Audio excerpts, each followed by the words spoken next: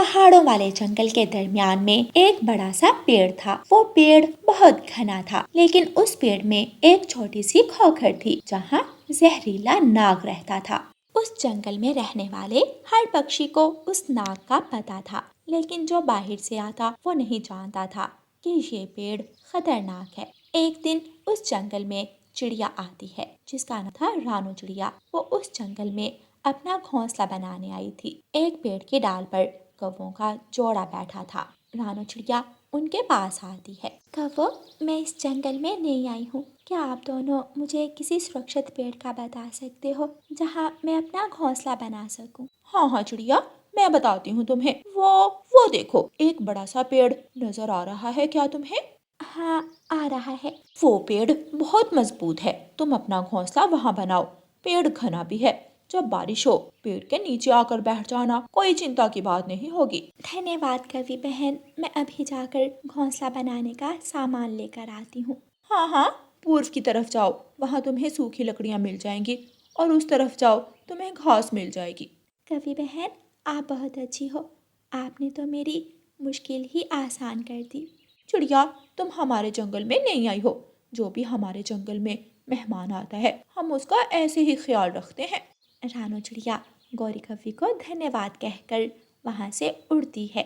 गौरी, अच्छा उल्लू बनाया तुमने उस कमजोर चिड़िया को। मैंने सोचा काफी दिनों से उस नाग ने कुछ खाया नहीं होगा, आज उसे मजेदार भोजन खिलाती हूँ। चिड़िया तो हमें अच्छा कह रही थी, उसे क्या पता हम इस जंगल के सबसे बड़े बदमाश हैं।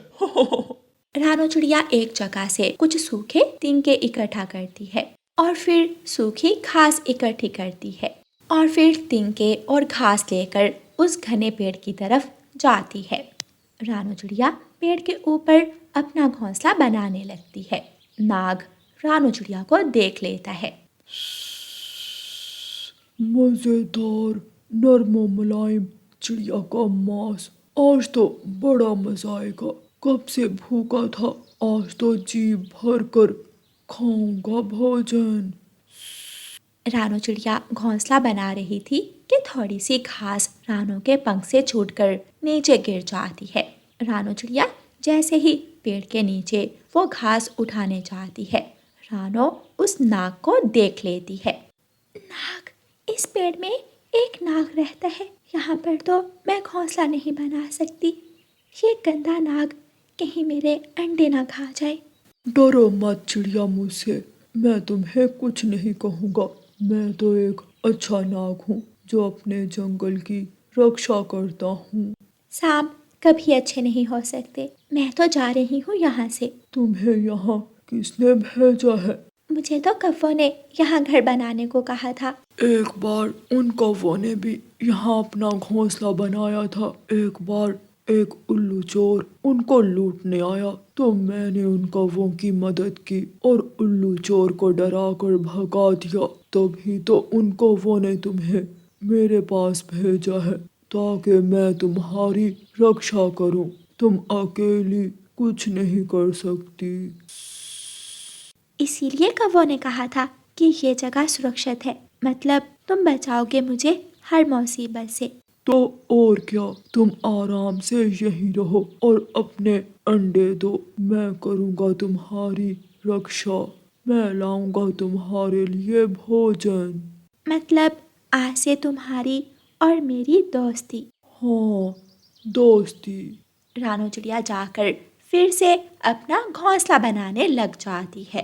भोली चिड़िया, नाग कभी किसी से दोस्ती नहीं करता।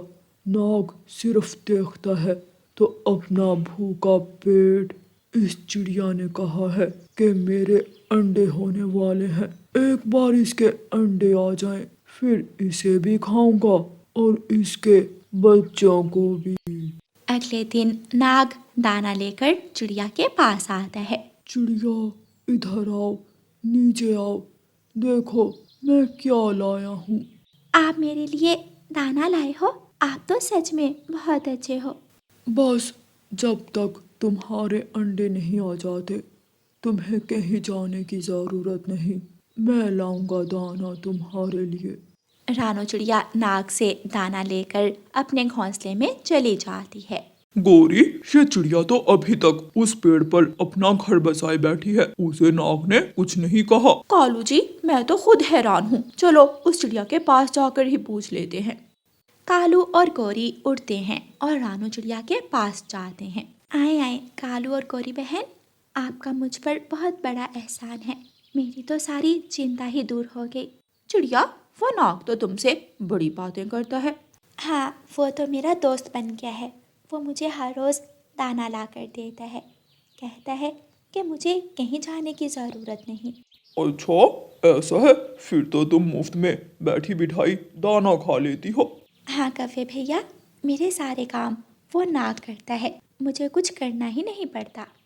गौरी कवि अपने पति को लेकर वहाँ से उड़ती है। कालू पति जी, वो नाग तो बहुत अच्छा है। हाँ गौरी, हम ऐਵੇਂ ही उससे डरते रहे। हमें भी चाहिए उसके साथ दोस्ती कर ले, फिर हमें भी खाना मिलेगा मुफ्त में। कालू जी, चलो हम उस चिड़िया को उस घोंसले से भगाते हैं और वहाँ खुद रहने लग जाते हैं। उस नाग के डर से जंगल का हर पक्षी हमसे डरेगा और हमें मुफ्त का दाना भी मिल जाएगा। ऐसा सोचकर दोनों पति पत्नी चिड़िया के पास जाते हैं। चिड़िया, चुपचाप ये जगह खाली कर दो।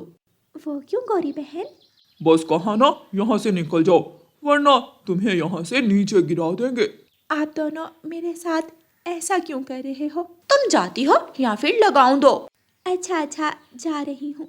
रानू चिड़िया वहाँ से उड़ जाती है। थोड़ी देर बाद नाग दाना लेकर आता है। वो चिड़िया कहाँ चली गई? नाग भैया, उस चिड़िया को छोड़ो, तुम हमसे दोस्ती करो। हम ज्यादा अच्छे दोस्त बनेंगे तुम्हारे। हम और तुम मिलकर इस जंगल में राज करेंगे, राज। वो चिड़िया वफादार नहीं थी, इसलिए हमने उसे यहाँ से भगा दिया। हम कौवे तो दोस्ती अच्छे से निभाते हैं। तो इन पागलों ने मेरा नर्म मुलायम मांस मुझसे छीन लिया। मैं तो वो मजेदार अंडे खाना चाहता था। इन दुष्ट कौवों को तो मैं नहीं छोड़ूंगा। रात हो जाती है। कालू और गौरी उसी पेड़ पर सो जाते हैं। नाग खोखर से बाहर निकलता है और जल्दी से जाकर कालू और गौरी को डस लेता है। वो दोनों वहीं मर जाते हैं और नाग उन दोनों को खा जाता है। रानू चिड़िया दूसरे पेड़ पर जाकर अपने अंडे देती है। वो सुरक्षित थी। प्यारे दोस्तों, इस कहानी से हमें सीख मिलती है कि जो दूसरों के लिए गड्ढा खोदता है वो खुद ही उस गड्ढे में गिर जाता है। और प्यारे दोस्तों, इस कहानी को लाइक, अपने दोस्तों के साथ शेयर और चैनल को सब्सक्राइब करना बिल्कुल मत भूलना। आपका धन्यवाद। पहाड़ों वाले जंगल के ऊपर से एक चुड़ैल बहुत सी जादुई किताबें लेकर वापस अपने घर जा रही थी। उसे पता ही नहीं चलता कि कब उसके हाथ से एक किताब छूटती है और नीचे पहाड़ पर गिर जाती है। वो चुड़ैल आगे चली जाती है। उस पहाड़ों वाले जंगल में एक कालू कौवा रहता था, जिसकी किस्मत बहुत खोटी थी। वो जो काम भी शुरू करता वो बंद हो जाता। जो कारोबार चलाने का सोचता उसमें उसे बहुत घाटा होता। कालू, मैंने कहा भी था कि तुम इस बार चावल की फसल उगाओ। देखो, जिसने भी चावल की फसल उगाई है उसे अब मुनाफा ही मुनाफा है। रानो, मैंने तो यही सोचा था कि जब सब चावल की फसल लगा रहे हैं तो मैं कोई और फसल लगाता हूँ, शायद इसमें मुझे दुगना मुनाफा हो। कालू भाई, मौसम के हालात को भी देखना चाहिए। तेज बारिशों वाले मौसम में चावल की फसल तो तैयार हो सकती है, लेकिन गाजर की फसल का तैयार होना मुश्किल है। कालू कौवा उदास होकर अपने घर चला जाता है। पिछली बार जब चावल की फसल उगाई तब घाटा हुआ, और अब गाजरें उगाई तो फिर से नुकसान। मेरी तो किस्मत ही खराब है। मैं भी तो सबकी तरह मेहनत करता हूँ, फिर मेरे साथ ही ऐसा क्यों होता है? बस मुझे अब पक्का विश्वास है, अब मेरी किस्मत कभी अच्छी नहीं हो सकती। मुझे अपने इस बदकिस्मत जीवन की कोई जरूरत नहीं। मैं मर जाऊंगा। हाँ, मैं अब मर जाऊंगा। वैसे भी मेरे मरने से किसी को कौन सा फर्क पड़ेगा? मैं जा रहा हूँ अपनी जान देने। कालू कौवा रोते रोते अपने घर से निकलता है और ऊंचे पहाड़ पर जाकर खड़ा हो जाता है। मैं अब यहाँ से छलांग लगाऊंगा, फिर मुझे मुक्ति मिल जाएगी। मेरी किस्मत तो कभी अच्छी होनी नहीं। पास में पड़ी जादुई किताब बोलती है, काले पक्षी, क्यों अपनी किस्मत से परेशान हो? जरा मुझे एक बार खोलो, तुम्हारा जीवन ही बदल जाएगा। कालू कौवा वो जादुई किताब उठाता है। किताब बोलती है, मैं हूँ एक जादुई किताब, किस्मत बदलना है मेरा काम। तुम भला मेरी किस्मत कैसे बदल सकती हो? तुम्हें जिस भी सवाल का जवाब पूछना हो मुझे बताओ, मैं तुम्हें ऐसा जवाब बताऊंगी कि जिससे तुम्हारी किस्मत का सितारा ही चमक जाएगा।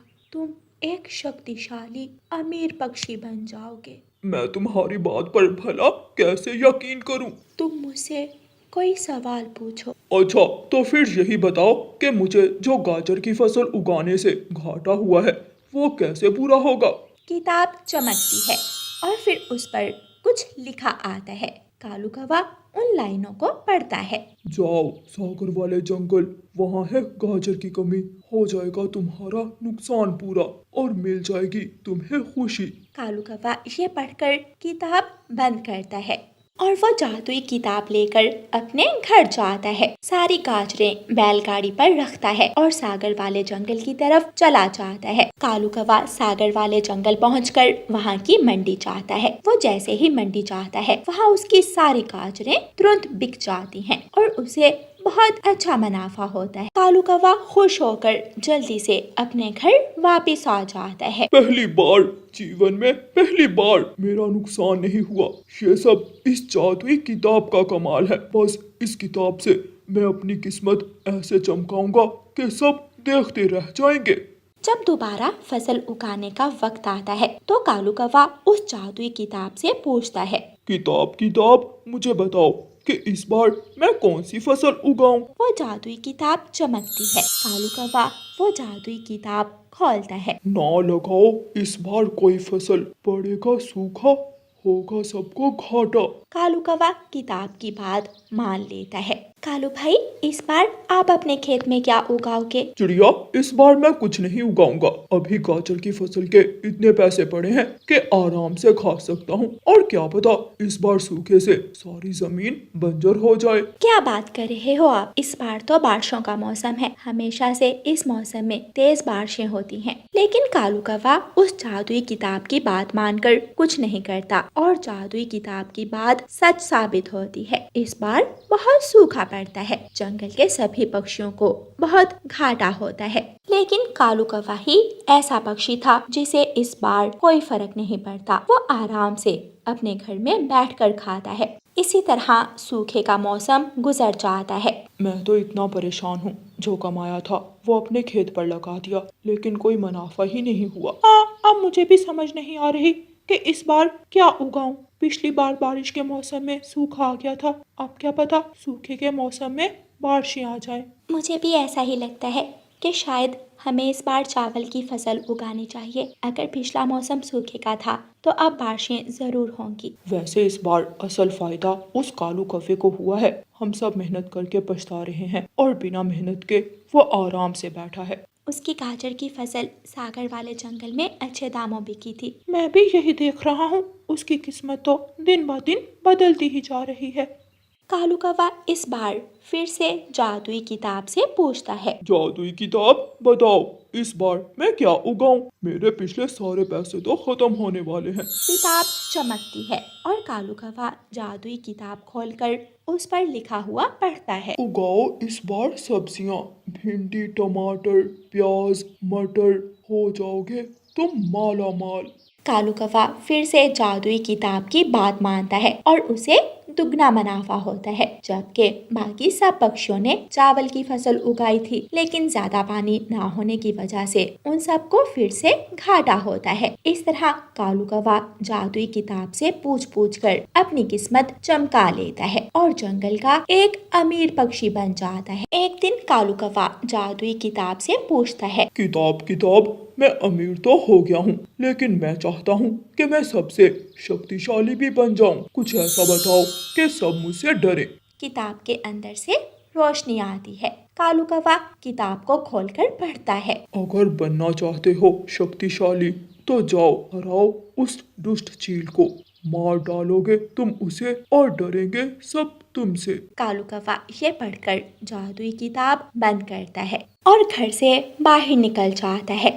चुड़ैल अपने घर में किताबें देखती है तो उसे वो किस्मत की किताब नजर नहीं आती। मेरी एक किताब कहाँ चली गई? शायद यहाँ से मैं गुजरी थी, वही गिर गई होगी। चुड़ैल वापस जाती है और किताब ढूंढती है, उसे वहाँ किताब दिखाई नहीं देती। चुड़ैल को चिड़िया झरने पर बैठी नजर आती है। चुड़ैल चिड़िया के पास जाती है। चिड़िया, क्या तुमने मेरी कोई जादुई किताब देखी है? नहीं चुड़ैल, मैंने तो ऐसी कोई किताब नहीं देखी और ना ही ऐसी किसी किताब के बारे में सुना है। तो शायद वो किसी ने उठा ली होगी। अच्छा, मुझे एक बात बताओ कि इस जंगल में कोई ऐसा पक्षी है जिसकी किस्मत रातों रात बदल गई हो? रानू चिड़िया थोड़ी देर सोचती है। हाँ चुड़ैल, हमारे जंगल में एक कालू कौवा है जिसकी किस्मत पहले तो बहुत खोटी थी, लेकिन अब तो वो जंगल का अमीर पक्षी बन गया है। फिर चुड़ैल चिड़िया से कालू के घर का पता पूछती है और कालू कौवे के घर जाती है। कालू कौवे के घर से चुड़ैल को वो जादुई किताब मिल जाती है। तो ये किताब वही करने लगी है जो ये सबके साथ आखिर में करती है। मुझे जाकर उस कौवे की मदद करनी होगी वरना वो मर जाएगा। कालू कौवा तो चील से लड़ रहा था, लेकिन चील कालू कौवे को जोर से पकड़कर कभी इधर मारती तो कभी उधर, और चील कालू को इतना मारती है कि वो मर जाता है। जब तक चुड़ैल कालू कौवे के पास पहुंचती है। कालू चल बसा था, उसके पंख टूटे हुए थे।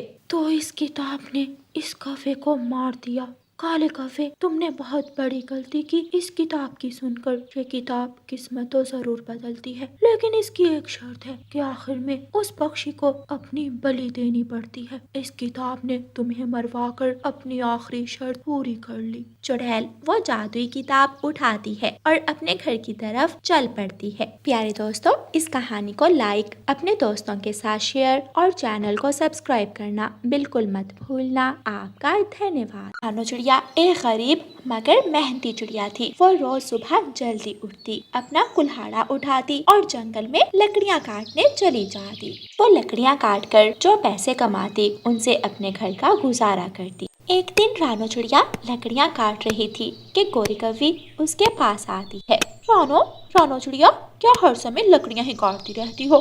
थोड़ा आराम भी कर लिया करो, बाकी पक्षियों के साथ घूम फिर लिया करो। गोरी बहन, अगर मेहनत नहीं करूँगी तो घर में रोटी कैसे पकाऊंगी?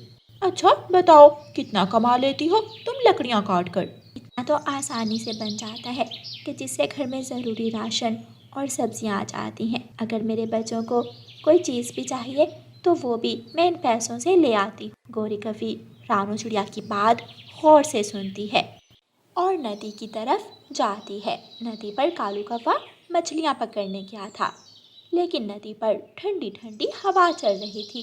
कालू कौवा अपना जाल एक तरफ रखता है और सो जाता है।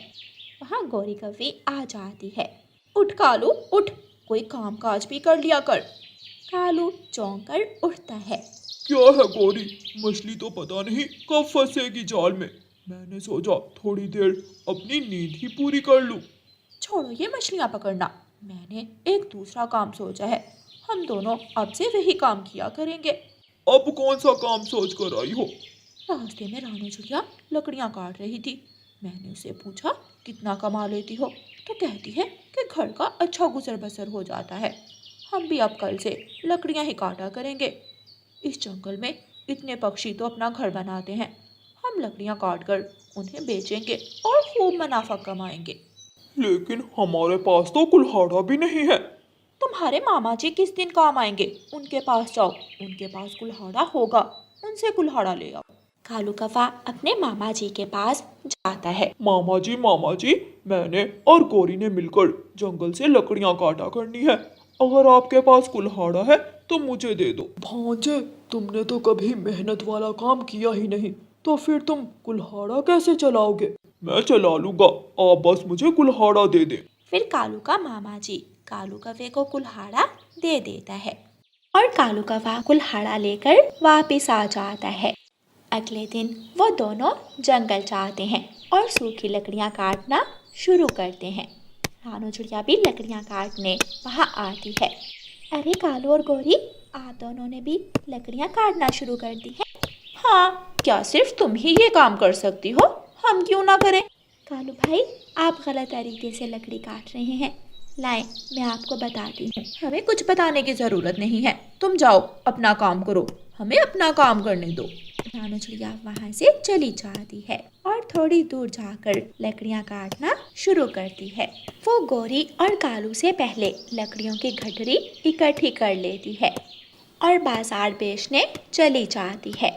थोड़ी देर बाद कालू और गौरी भी अपनी काटी हुई लकड़ियाँ एक रस्सी से बांधते हैं और बाजार चले जाते हैं। थोड़े पैसे तो वो दोनों भी कमा लेते हैं। घर जाकर दोनों कौवे पैसे देखकर बहुत खुश होते हैं।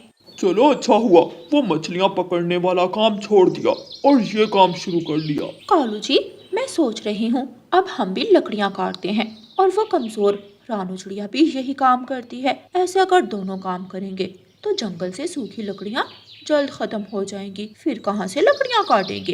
हाँ, तुम ठीक कह रही हो। कल उस रानू चिड़िया को कहेंगे कि अब इस जंगल से वो एक भी लकड़ी ना काटे, वरना हमसे बुरा कोई नहीं होगा। अगले दिन फिर से कालू कौवा और गौरी कौवी कुल्हाड़ा उठाते हैं और जंगल चले जाते हैं। रानू चिड़िया पहले से ही लकड़ियाँ काट रही थी। कालू कौवा और गौरी कौवी रानू चिड़िया के पास जाते हैं। रानो, छोड़ो अपना कुल्हाड़ा और जल्दी से यहाँ से निकल जाओ। बस मैं थोड़ी सी लकड़ियाँ काट लूँ, फिर मैं जा रही हूँ। तुम अब इस जंगल से एक भी लकड़ी नहीं काटोगी। अगर तुम ऐसे ही लकड़ियाँ काटती रही तो सारी लकड़ियाँ खत्म हो जाएंगी। अब तुम हमें यहाँ नजर ना आओ। लेकिन गौरी बहन, अगर मैं लकड़ियाँ नहीं काटूंगी तो कमाऊंगी कहाँ से? इस बात का हमें नहीं पता, अब जल्दी से यहाँ से भाग जाओ। कालू और गौरी रानू चिड़िया को धक्का देते हैं और वहाँ से भगा देते हैं और खुद लकड़ियाँ काटने लग जाते हैं। अब रानू चिड़िया कौवों की वजह से लकड़ियाँ काटने नहीं चाहती थी। आहिस्ता आहिस्ता रानू चिड़िया के घर का सारा राशन खत्म होने लग जाता है। बच्चों के खर्चे भी पूरे नहीं होते थे। मम्मा, कल टीचर ने कहा है कि स्कूल की फीस लाजमी ले आना, वरना स्कूल से निकाल दें। हाँ, सारे बच्चों के पास नए शूज और बैग हैं, लेकिन हमारे पास नहीं है। हमें क्लास में जाते हुए भी शर्म आती है। बच्चों, चिंता मत करो, मैं कहीं से पैसों का बंदोबस्त करती हूँ। अब जंगल में सिर्फ कालू कौवा और गौरी कौवी ही थे जो लकड़ियाँ काटा करते थे और लकड़ियाँ बेचते थे, इसलिए उन्हें अच्छा मुनाफा होने लगा था। गौरी, मेरे तो पंख बहुत दर्द करते हैं, कुल्हाड़ा चलाते चलाते। अब बस कर देते हैं इस काम को। नहीं कालू जी, 1-2 महीना तो और काम करते हैं, फिर इतने पैसे तो कमा ही लेंगे कि अपना बिजनेस शुरू कर लेंगे। रानू चिड़िया अपने दोस्त तोते के पास जाती है। तोते भाई, आप मुझे कुछ पैसे उधार दे दें, बच्चों की स्कूल की फीस देनी है। चिड़िया रानी, मैं आपको पैसे दे देता हूँ, लेकिन आपको चाहिए कि अपना काम फिर से शुरू करें। कैसे शुरू करूं? आपको बताया तो था कि कालू और गौरी ने मुझे लकड़ियां काटने से मना कर दिया है। चिड़िया रानी, पूर्व वाले जंगल में बहुत सी सूखी लकड़ियाँ हैं, आप वहाँ जाओ, वहाँ बांस की भी लकड़ियाँ हैं। आप लकड़ियाँ काट कर भी पैसे कमाओ और बांस की लकड़ी की टोकरियाँ बनाकर भी बेचो। धन्यवाद तोते भाई, आपने तो मुझे बहुत अच्छा विचार दिया है।